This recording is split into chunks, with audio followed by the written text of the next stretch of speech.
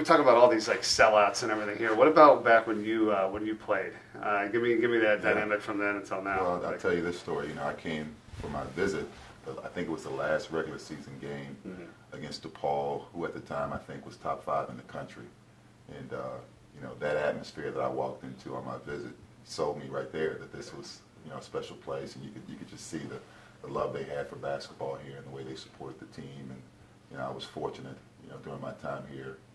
I want to say pretty much every game, no matter who we played, we had great crowds, 12, 13,000 every night. So to come back as a coach and see that, it's kind of surreal, you know, to have been a part of that as a player, and then to have a chance to come back and be in that atmosphere again as a coach. Doesn't matter what kind of year the team's having either, you know what I mean? It's like it's always there. I mean, this whole area, like, and for you, I think it's only one of 2 people that have played here is now the head coach, Don Donaher, your former coach.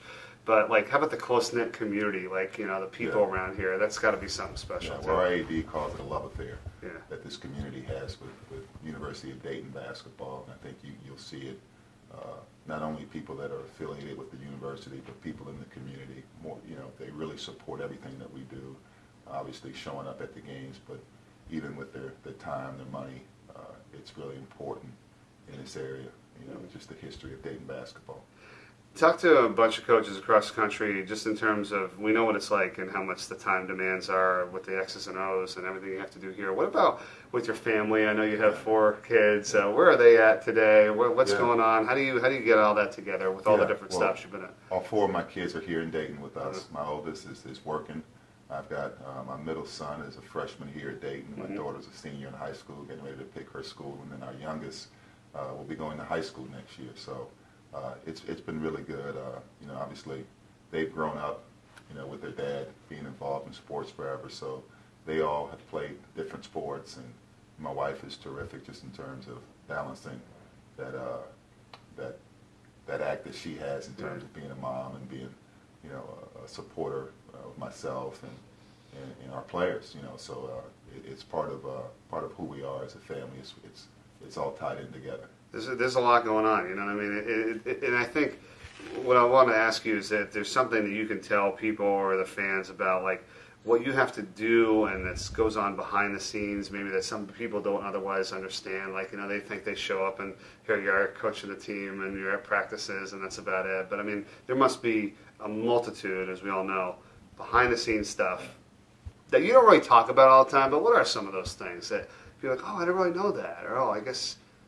You know, well, I mean, you know, there's probably a lot, you know, to sit here and try to, you know, get it compacted in a short amount of time. But just probably mainly everyday, just staff stuff that you're dealing with, whether it's, you know, the organization that goes into your recruiting, the preparation that goes into a 2-hour practice. You know, there's probably 2 to 3 hours of preparation just to get, you know, an hour, 2 hours of practice done. And respect your players' time and your coach's time, and try to be as succinct as you possibly can. And then obviously the responsibilities of what you have to do in terms of continuing to build your fan base and cohesion in the community, you know, the different things that you have to do with that. So that's just a little piece of stuff off the top of my head that comes with, you know, some of the responsibilities along with coaching the games. That's a great point. I thought about that. Like, in terms of your 2-hour practice, hey, what are we working on? What plays are we running here? What's going on here? You have to go through your whole staff, and because when I see you out there, it's pretty succinct. You know, it's like next thing, the clock's running, you're going right to the next thing. You try it takes a while to do that, especially this time of year. You know, when you're in season, and obviously, you know, your guys still have their responsibilities in terms of their academic responsibilities, tutors,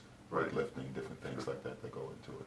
A lot of help today, which is good, though. You know, I mean, probably I think about when you were playing. You know, now you're like, look at all the resources that these kids have, right? You're like, you've got to be able to succeed, hopefully, with all the support you have. Well, it's needed. You know, it's needed. I think, obviously, you know, back when I played 30 years ago, we didn't have a strength coach. We didn't have an academic advisor. No. We didn't have any of that. So I think the opportunities that the kids have to be successful nowadays, you almost have to try not to be successful. Right. You know what I mean? But I think it's certainly helpful, and the demands, what we ask of them is quite a bit. So I think it's all really good in terms of the resources that they have now. Last thing, do you ever, like, as we're on this with social media now, which is, I feel like that's all it is today, right? I mean, everybody's on their phone, we're doing this, we're doing that.